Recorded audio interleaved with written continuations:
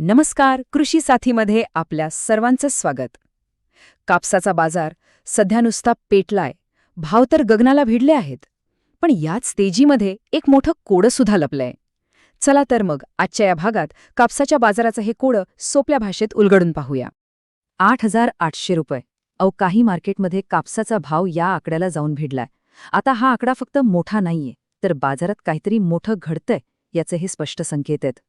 पण मग एक मिनिट थांबा. खरंच प्रत्येक शेतकऱ्याच्या कापसाला हाच भाव मिळतोय का? तर याचं उत्तर तितकं सोपं नाही. खरंच चित्र थोडं वेगळं आहे. आणि खरी गंमत इथेच आहे बघा. जो 8,800चा भाव आपण ऐकतोय तो मिळतोय एकदम टॉप क्वालिटीच्या, सर्वोत्तम प्रतीच्या कापसाला. पण प्रत्यक्षात बहुतेक शेतकऱ्यांचा कापूस विकला जातोय 7,800 ते 8,100 रुपयांच्या आसपास, म्हणजे अगदी सरकारच्या MSPच्या जवळच. आता हे दर काही एका रात्रीत वाढलेले नाहीत बरे का.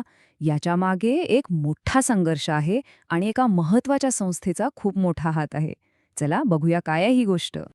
अहो, फार जुनी गोष्ट नाहीये. याच सीझनच्या सुरुवातीला बाजारातले भाव पार 6,000 रुपयांपर्यंत कोसळले होते. तुम्हीच विचार करा, तेव्हा शेतकऱ्यांची काय अवस्था झाली असेल. आणि अशाच कठीण वेळी शेतकऱ्यांच्या मदतीला धावून आली CCI, म्हणजेच भारतीय कापूस निगम. त्यांनी एका सेफ्टी नेटसारखं, म्हणजे एका सुरक्षा कवचासारखं काम केलं. त्यांनी किती कापूस खरेदी केला असेल, काही अंदाज? तब्बल 75 लाख गाठी. एवढ्या मोठ्या खरेदीमुळे कोसळणाऱ्या बाजाराला एक भक्कम आधार मिळाला आणि भावांची घसरण थांबली. मग अचानक असं काय झालं की बाजार पूर्णपणे फिरला? चला, ह्या दरवाढीमागची 4 मुख्य कारणं कोणती आहेत ते सविस्तर समजून घेऊया.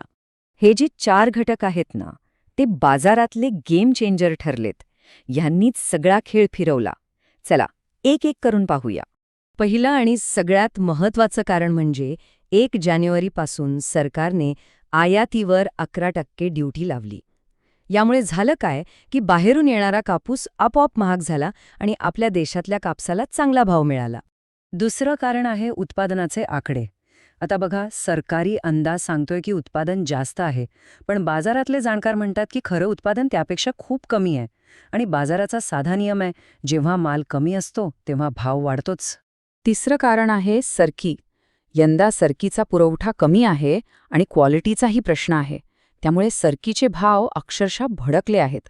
आता कापसाबरोबर सरकीलाही चांगला भाव मिळत असल्यामुळे एकूण कापसाची किंमतच वाढली आहे. आणि चौथं कारण म्हणजे आपला रुपया. डॉलरच्या तुलनेत रुपयाची किंमत कमी झाल्यामुळे बाहेरून कापूस मागवणं आणखी महाग झालंय. याचा थेट फायदा आपल्या देशातल्या कापसाला मिळतोय आणि दर वाढायला मदत होतीये. ठीक आहे, ही तर झाली कारणं. पण आता पुढे काय? बाजार आता अशा एका वळणावर आहे जिथे एकीकडे मोठी संधी दिसतीये तर दुसरीकडे तेवढाच मोठा धोका पण आहे. काही बाजार विश्लेषकांचं तर असं म्हणणं आहे की ही फक्त सुरुवात आहे. सध्याच्या भावात अजून 2,000 रुपयांची वाढ होऊ शकते, म्हणजे भाव 10,000चा टप्पा सुद्धा ओलांडू शकतो. पण यात एक सगळ्यात मोठी अनिश्चितता आहे, आणि ती म्हणजे सरकारचे निर्णय. सरकारचं एक धोरण रात्रीतून येऊ शकतं आणि बाजाराचा सगळा नूर क्षणात पालटू शकतं. मग या अशा परिस्थितीत शेतकऱ्यानं नक्की काय करायचं? कापूस विकून टाकावा की वाट बघावी? चला, यासाठी एक सोपी रणनीती काय असू शकते ते पाहूया. तर बघा, एक स्मार्ट प्लॅन काय असू शकतो.